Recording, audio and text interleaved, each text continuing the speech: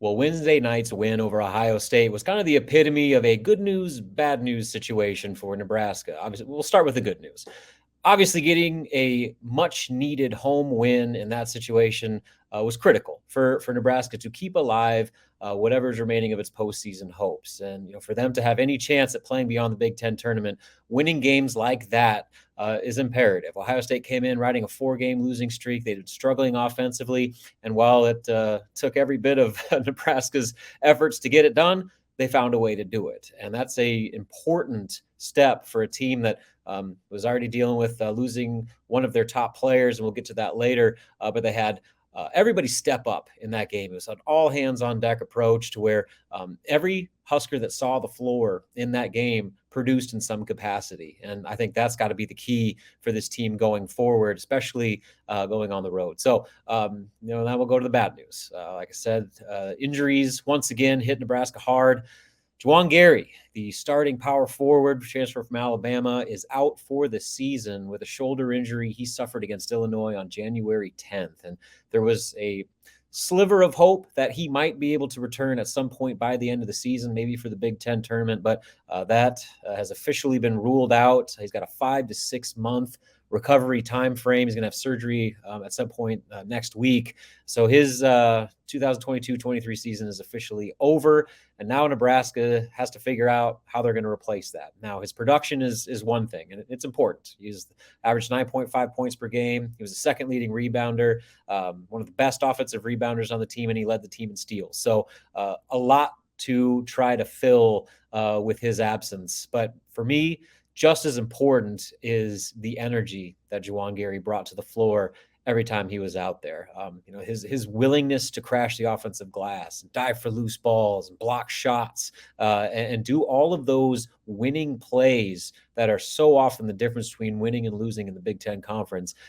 That falls on everybody on this roster to try to step up and fill that void. And it's not just going to be one or two players that replace everything that Juwan brought. It's got to be every single player that steps on the floor. And you saw a little bit of glimpse of that against Ohio State. Like I said, everyone that was out there produced. And most importantly, you saw some young guys that kind of got thrown in the fire that rose to the occasion. Denham Dawson had by far the best game of his career, played a career high 30 minutes.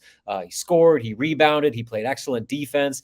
He made some of those hustle plays and really gave a encouraging glimpse of what his long-term future could be in this program. But it wasn't just him. You saw Jamarcus Lawrence as well, the true freshman, step up and make some key plays. His three-pointer with about 7 minutes left in the game broke a tie game and gave Nebraska a lead, and they did not trail for the rest of the game from that point on. So a big-time shot for a young player, just getting his feet wet in Big Ten play. It goes beyond that even more. Let's go Oleg Kojenets. How about that? The big 7-footer from Lithuania. He only played 5 minutes, but he scored on his only shot attempt, which was a real nice take to the hoop for a layup.